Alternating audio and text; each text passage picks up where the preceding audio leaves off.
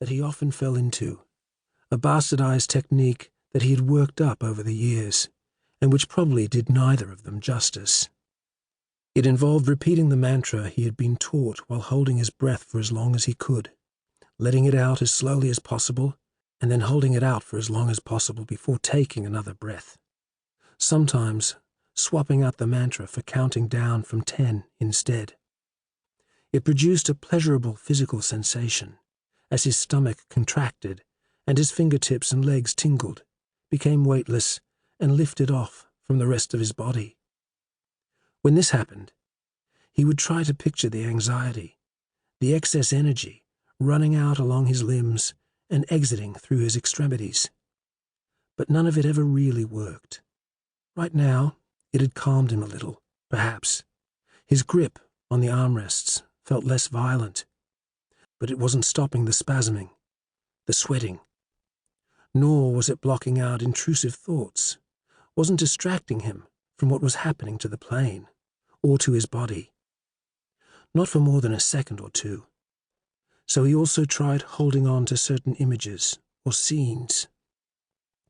One of these images, which, each time he managed to grasp it, he tried to detail more finely as a way of holding on to it longer, was of Clara earlier that day. She had been wearing a dress with a print of large blue flowers against a faintly yellowed white. He hadn't seen her in that dress for a long time, several years, at a guess. It looked good on her, but it was the way she'd moved in it, the way she'd appeared at the door when he got home, excited, and disappeared back into the house, moving swiftly through the rooms, still packing, that made him think of it. How different she'd seemed. As in real life, the Clara in his head had a few cotton threads hanging down the short sleeves of the dress onto her arms. She had cut the sleeves back when she got it, and never bothered to hem them. He focused on these. How many? How long?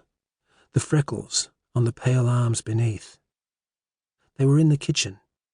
He curled his fingers around the threads, tore them off, one by one, as he had wanted to do ever since she'd cut them. Sometimes, at this point in the fantasy, he lost it. It floated back up. Her dress would slip off, too, somehow, and she stood naked before him. He could not picture her well like this.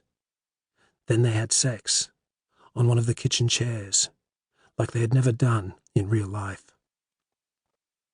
He could not picture her well like this either. He couldn't picture either of them well like this. He had to redo the scene several times to get it right. How it might actually work, technically, without the usual embarrassments, and in any other scenario than in their bed or, perhaps, once a year, on the couch. But against the fear, against the sudden jolts and drops, against his legs shaking uncontrollably, convulsing really, trying to, helped. When he wasn't able to hold on to images or scenes such as these, he squinted. This was better, he found, than completely closing his eyes, where, in the darkness, things too easily catastrophized, the lurching, the overcorrections, and also better than having them fully open, where he could see what was happening to the plane, their once wonderfully stable, sturdy-seeming plane that had run fixedly through the air, like a train along invisible tracks towards Denpasar. Squinting, there were things he could focus on without seeing too much. The upholstery of the seat in front of him, the screen, now blank, mounted upon it, the tray table stowed beneath that.